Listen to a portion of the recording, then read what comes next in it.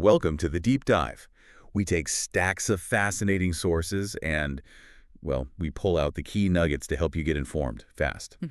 Today, we're plunging into something that honestly touches every single one of us.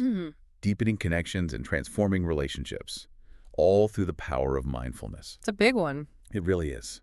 And let's be honest, in our busy, kind of information-overloaded lives, keeping those relationships strong and meaningful, it's a real challenge, isn't it? Absolutely. Feels like constant juggling sometimes. Totally. So our mission today is to cut through that noise. We're going to extract some really powerful, actionable insights from the material we've looked at on how mindfulness can profoundly impact, how we connect. Yeah. And there are some genuinely surprising facts and practical strategies you can actually use right away. It's so true. And what's really fascinating here, I think, is just how universal that need for connection is. I mean, the sources we've dug into, they really highlight how deep this goes, right down to our brains. Our brains themselves. Yeah, exactly.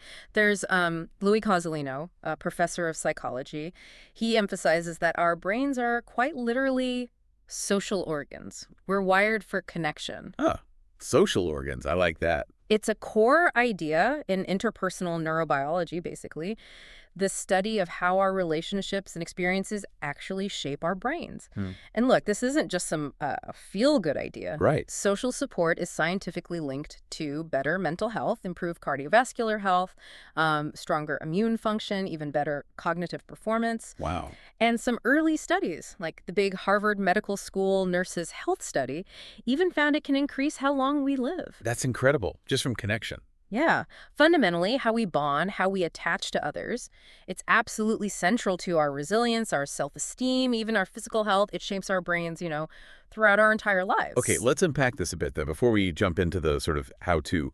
What exactly are we talking about when we say mindfulness, specifically for relationships? Because it feels like it's more than just, sitting and meditating, right? Oh, absolutely. Yeah. At its core, mindfulness is really about being fully present, engaged in this moment, paying attention to your thoughts, your feelings, even physical sensations, but crucially, without judgment or distraction. And the practical benefit for relationships, it's huge. It creates this kind of, a mental buffer space. A buffer space. Yeah, it allows us to consciously choose how we respond rather than just, reacting impulsively. Okay, so. And that pause, that little bit of space, it's absolutely crucial for clear decision-making, especially when, emotions are running high. Got it. So it's not just about stopping, it's about what you actually do in that space you create. Precisely. And the research points to 4 key phases, really, for applying mindfulness to make our interactions more constructive. Okay. The first one is awareness of reaction patterns. This just means recognizing your typical automatic responses, like maybe you tend to shut down or withdraw when you feel criticized. I think we all have those. We do. Mindfulness helps you spot that pattern as it's happening. And the studies really emphasize this recognition. It's the first most powerful step. Right. So catching yourself before you get totally swept away by that old habit. Exactly that. Then, from there, we move to phase 2, pausing before responding. This is the power of just a brief pause. Sometimes it's literally just a few breaths. Okay. But it creates that vital space to shift from being reactive, that knee-jerk thing, to being more proactive and thoughtful. Phase 3 is evaluating options. So in that little space you've made by pausing, mindfulness lets you genuinely consider different ways to respond, instead of maybe lashing out defensively. Yeah. You might choose to ask a clarifying question first. Try to understand where the other person's coming from before you jump in with your perspective. It's about listening to understand, not just to reply. That's a big shift. It is. And the final step, the culmination, is clear decision-making.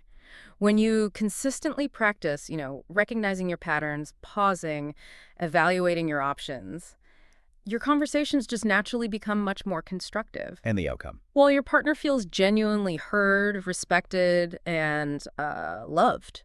Because you're practicing curiosity, you're really listening, you're trying to understand. Okay, this is where it gets really interesting, I think.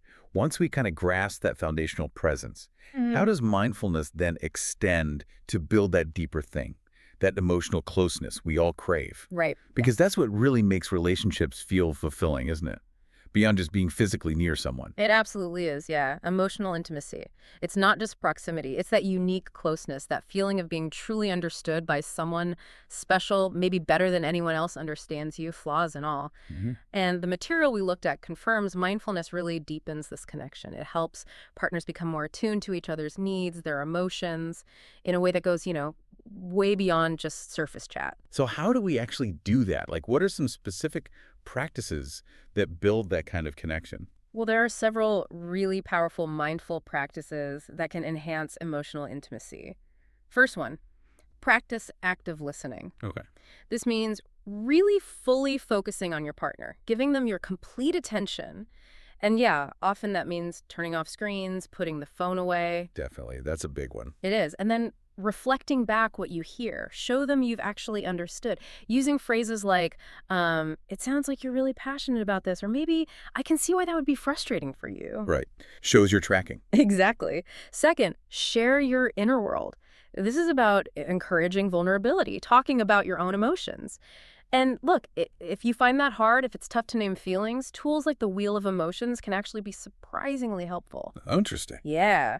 And also, remember to ask your partner deep, open-ended questions. Things like, what's really been on your mind lately? Or how did that experience genuinely make you feel? Not just, how was your day? Yeah, I can see how asking those questions would create such a different vibe than just the usual daily recap. They absolutely do. Third, think about mindful touch. This emphasizes the profound power of non-sexual touch. Right. Things like just holding hands, a gentle touch on the back, a warm, comforting hug. These small gestures, they convey so much love and reassurance without needing any words. Yeah. And also, during physical intimacy, the advice is to be fully present, focus on your senses, focus on the bond you're creating. Right. And finally, integrate regular mindfulness check-ins. This could mean setting aside some dedicated time, maybe just a few minutes, for a brief mindfulness practice together. Or even just a quiet moment. Good. Use that time to connect without words first, and then maybe talk about what you've each noticed about yourselves, about each other, any emotions or needs that are coming up. Even just weaving like 10-minute gratitude meditations into your daily routine can build much stronger, more empathetic connections. So, okay, what does all this mean for just our daily interactions? Especially when things inevitably get tough. How do we take all this mindfulness stuff off the cushion, so to speak, and, into the living room or into disagreements? Right. Yeah, this brings us straight to the core idea of mindful communication, which is really about being fully present and deeply engaged in every interaction so we connect more profoundly, especially when we're navigating those, day-to-day struggles. Okay.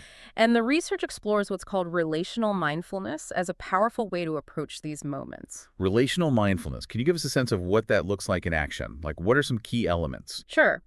So when we're talking about real-time communication, the sources highlight several really crucial aspects. For instance, taking a mindful pause during conversations. It's not just about breathing, it's about actively creating inner space before, during, even after interacting, just to return to presence. Another key one is practicing mindful inquiry, which means actively asking yourself questions like, through what lens am I seeing this right now? Or, is the thought I'm having actually true? Challenging your own story. Exactly. It helps you challenge your own inner narratives and biases so you can see the other person more clearly. And critically, it's about turning toward challenges. Difficult emotions, hurt, jealousy, frustration, they aren't things to be avoided. They're actually invitations for compassion, for healing. That's a really powerful way to reframe it. Instead of running from the discomfort, you sort of lean into it with a different mindset. Exactly. And, to really illustrate how communication dynamics work in relationships, one source uses this great traffic light metaphor. Oh, okay, like red, yellow, green. Precisely. So the red light represents those defensive reactions. This is when communication just shuts down. You're holding on to your opinions. It's very me first. You feel kind of emotionally hungry or needy, and it inevitably leads to suffering for everyone involved. Yeah, been there. I think we all have. Then on the other hand, you've got the green light. This is linked with openness, trust, empathy, courage. It's a we first state. You're willing to share both joy and pain, and it allows for learning, for growth, for expansion. So green light is the ideal, right, where things are flowing. But what about those moments when it's, well, Not quite red, but definitely not green either. Yes. That's the most crucial state, according to this model. The yellow light. This is that in-between, often really uncomfortable state where the ground feels uncertain. Maybe you feel surprised or embarrassed or disappointed by something your partner said or did. Hmm. And the research really emphasizes that learning to hold steady and be curious at this juncture is critical. Hold steady. Yeah. Think of it like that moment when your partner says something that just slightly annoys you or confuses you. Your old habit might be to snap back or withdraw, right? Instead, at the yellow light, you pause. You get curious. And the sources say it's in these moments. Small acts of kindness that are either shared or withheld when the yellow light is flashing can make or break a relationship. Wow. Make or break. That's significant. It really is. It's this incredible opportunity to shift from that reactive me-first thinking to a more connected we-first approach. It can transform what could have easily become an argument into a chance for, believe it or not, deeper intimacy. It's a real pivot point. That is such a tangible way to think about those really tricky moments. Now, mindfulness clearly offers so much, but, relationships are complex. What about some of the maybe trickier aspects, like dealing with conflict or even just our own expectations of our partner? Because it's not always, sunshine and roses, right? Absolutely not. And the sources definitely acknowledge that. They highlight some really fascinating findings, actually, like what they call the gratitude paradox. Gratitude paradox. Okay, I'm intrigued. Yeah. So we generally assume, look, any gratitude is good. And individually, it absolutely is a benefit. But research on couples shows something surprising. While individual gratitude is great, its positive impact in the relationship can depend heavily on whether both partners are actively practicing and receiving it. Wait, hang on. That's genuinely surprising. So you're saying mismatched gratitude levels. Like, if one person is really grateful and the other isn't so much, that can actually be worse than if both were just kind of moderately grateful. How does that even work? It sounds completely counterintuitive, doesn't it? But yeah, studies indicate that these mismatched gratitude levels can actually lead to a steeper decline in marital satisfaction over time. More so even than if both partners were maybe less grateful, but sort of equally so. Huh. Why? Well, the thinking is it's not just about being grateful, it's about that appreciation feeling mutually seen and valued. If one partner feels they're giving a lot of appreciation or doing grateful things and it's not acknowledged or reciprocated, that unmet expectation becomes a significant problem. Ah, okay. So it leads to feeling unappreciated or taken for granted. Exactly. It really boils down to being on the same page, or at least understanding where the other person's coming from regarding appreciation. Wow. That completely flips the script on how I thought about gratitude in relationships. Okay. And thinking about diffusing arguments, our brains, apparently, have this natural tendency towards something called complementary behavior, meaning we unconsciously mirror emotions. So anger meets anger and things escalate. That's the default, yeah. It's a very human thing. But the sources talk about this radical practice called non-complementary behavior. What's that about? Right. So non-complementary behavior is basically the conscious and sometimes really difficult act of responding to, say, anger with genuine love or kindness or curiosity. You deliberately don't mirror the negative emotion. You break the cycle. Exactly. You change the dynamic in that moment. And tied to this, a simple but incredibly powerful act they highlight, just admitting when you're wrong. Oh, yeah. That's a tough one sometimes. It can be, but the research suggests that most arguments, like at their core, are really a struggle over being right. And just letting go of that attachment, saying, you know what, you have a point, or I messed up, it can dissolve an argument in seconds. That actually leads us nicely into challenging some really deep-seated romantic ideas. There's this philosopher, Alain de Botton, who says something quite provocative. We all marry the wrong person. Laugh slightly. Yeah, that one definitely gets your attention. It sounds a bit cynical at first glance, but what's the deeper insight there? Well, it's actually not cynical. It's meant to be quite liberating. He's challenging the romantic idea, the fairy tale, that there's a perfect soulmate out there who can meet every single one of our needs. Right, the pressure of finding the one. Exactly. He calls that a fairy tale. Instead, he encourages us to accept imperfection, both in ourselves and in our partners, to see it as essentially a fair match. Nobody's perfect, so find someone whose imperfections you can work with. And the fundamental question then, it shifts. It moves away from that stressful, are you the right person for me, to something more empowering and, as he puts it, actually more deeply romantic. Am I the right person for you? And can I accommodate your imperfections with, humor and grace. Ah, that's a huge shifting perspective. Hmm. From finding perfection to cultivating connection. Precisely. It's about acceptance and understanding, not a mythical perfect fit. Mm. So what about the situation where maybe you're really getting into mindfulness, but your partner, Mm. well, they're just not that into it? How do you navigate that without causing friction or seeming, preachy? Yeah, that's a really common and important question. The research definitely addresses the pitfalls of what some call mindfulness evangelism. Mindfulness evangelism chuckles. Yeah, where you're maybe pushing your practice onto others. Ironically, it can create more relational friction. Right. So the advice here is pretty crucial. First, recognize you don't actually need anyone else to validate your own practice. It's yours. Second, try to drop any air of superiority. The subtle or not so subtle hints about how much you meditated or how calm you are now. Yeah. Avoid the mindful humble brag. Exactly. Third, accept your experience as yours alone. There's great advice from John Kabat-Zinn, who basically pioneered mindfulness in the West. He advises resisting the urge to talk too much about your practice, especially in your closest relationships. Let them see the effects. Don't just tell them. Interesting. Show, don't tell. Kind of. And fourth, let go of this idea that you're somehow a changed person now beyond all human suffering. Because, well, that's often based on a misunderstanding of what mindfulness really is. It's about working with suffering, not eliminating it. Right. So the sources conclude the real key to practicing mindfulness when your partner isn't into it, it's all about letting go. Letting go of the expectation that they need to join you or be like you. It's about modeling the benefits, not preaching the practice. That makes a lot of sense. Okay, to really bring all this home, let's turn to some tangible practices. Things you can start doing right away, maybe solo or with a partner, to build those stronger bonds we've been talking about. Great idea. The sources shared some fantastic examples of couples meditations. There's one, a 10-minute practice called Keep the Lines Open, from Para Brock and Jonathan Faust. Can you walk us through that one? Sure. Yeah, this one's quite structured but powerful. It involves sitting silently together for a bit first.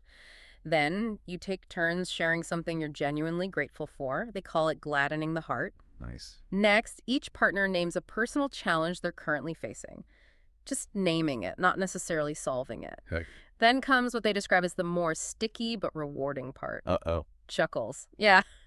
You take turns noting anything that might be restricting your feeling of love or openness towards your partner right now. And the key is speaking it from a place of vulnerability, like, I notice I feel a bit distant when. Wow, okay.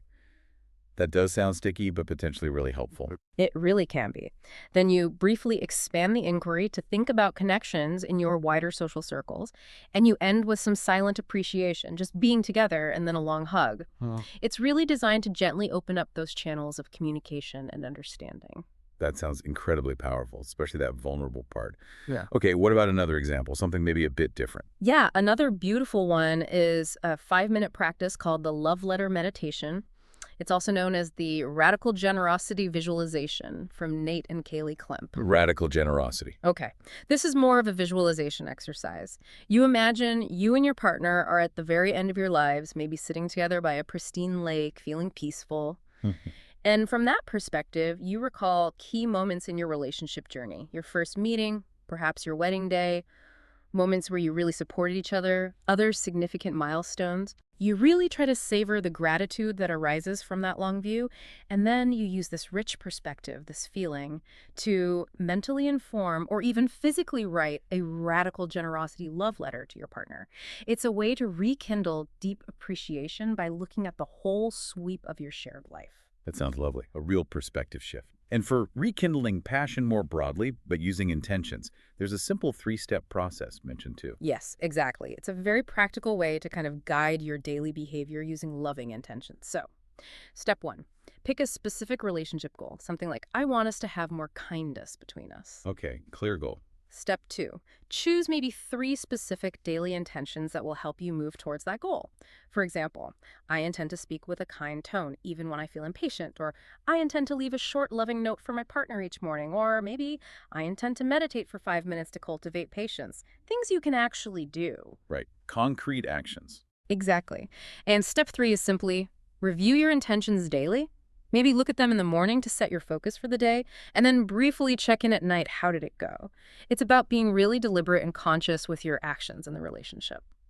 Building on these specific practices, the research also offers this really comprehensive list of simple daily actions, ways to genuinely connect with care. Out of all of those, what are some of the standout insights that you think really make a difference day to day? Gosh, there are so many good ones in there, but a few really do jump out. First, the idea to really see each other. And this means making genuine eye contact. Apparently, it activates what neuroscientists call the social nervous system. Oh, right. You mentioned that earlier. Yeah, it's basically the part of our brain that's wired to connect and feel safe with others. Eye contact literally signals safety and presence. Okay, so simple but powerful. Definitely. Another crucial one is to listen with all senses. This goes way beyond just hearing the words. It means paying attention to their posture, their body language, their tone of voice, the underlying meaning, and really critically, putting aside your own response for just a moment to truly take them in. That's hard to do sometimes, to stop formulating your reply while they're still talking. It really is, but so important. And then there's hug like you mean it. This isn't just a quick pat embrace. Stan Tatkin, a marriage therapist, advises hugging until both bodies genuinely relax into it. The long hug. The long hug. That simple act can literally reduce blood pressure and release oxytocin, that bonding hormone. It fosters deep connection. I can definitely imagine how just making real eye contact and giving a truly present hug could change the feel of a whole interaction. What else makes a big impact from that list? Well, being interested is paramount. Genuine curiosity. It fosters warmth and trust, and it actively fights against that complacency, that assumption that you know someone completely after years together. Relationships need continuous exploration. Keep asking questions. Keep asking questions. Keep being curious. And finally, one I really like is practice just like me. This is a compassion practice. You mentally acknowledge, looking at the other person, just like me, this person wants to feel cared for. Just like me, they want to belong. Just like me, they experience joy and sorrow. It helps dissolve that sense of separation or difference, especially when you're annoyed or upset, and fosters empathy, recognizing our shared humanity. That's beautiful. And to enhance this kind of relational awareness even further, the sources highly recommend creating digital-free zones or times, places in your home or maybe during meals where phones and screens are just put away. Reducing those tech distractions is key. Yeah, makes sense. And finally, just to round this off, John Gottman's extensive research offers 5 really powerful, evidence-backed ways to strengthen marriage. Perhaps the most famous one is focusing on positive interactions, aiming for that 5-to-1 ratio. 5 positive interactions for every negative one. The magic ratio. The magic ratio, exactly. He also emphasizes that strong communication often leads naturally to a more egalitarian, fair division of labor, simply because couples are better at actually talking about and sharing responsibilities. Okay. Communication enables fairness. Pretty much. And being friends with each other, cultivating that fondness and admiration. And finally, a less discussed but statistically significant finding is having sex at least once a week. He notes this interesting curvilinear association. Perfect. What now? Chuckles curvilinear, meaning relationship satisfaction tends to increase with frequency up to about once a week, and then it kind of levels off.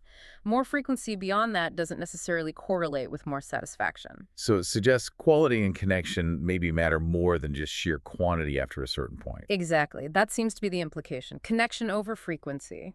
Wow. Okay, we have covered so much ground here. It's incredibly clear that mindfulness isn't just some, fleeting trend or buzzword. These sources really show it's a practical, honestly transformative tool for building truly fulfilling relationships in pretty much every aspect of our lives. I mean, from just defining presence and learning to pause, all the way to navigating conflict, embracing radical generosity, even reframing our core expectations of our partners. Mindfulness allows for that deeper emotional regulation, empathy, gratitude, all leading to healthier, more meaningful connections. Yeah. It really reinforces that relationships are dynamic, they require ongoing engagement, but maybe with these tools it becomes a more joyful and resilient journey. Absolutely. And maybe if we connect all this to the bigger picture, the longest running studies on human happiness and longevity, they consistently point to one central truth. The single biggest factor is the quality of our close relationships. Right. The Harvard study and others. Exactly. So this raises a really important question for all of us to think about. What if consistently showing genuine attention and interest, especially in this world that's just full of distractions, and what if viewing every single interaction, big or small, as an opportunity? An opportunity to practice, Curiosity, non-judgment, intentional connection. What if that isn't just the path to stronger bonds with other people, but actually the path to a profoundly more satisfying and well-lived life for ourselves?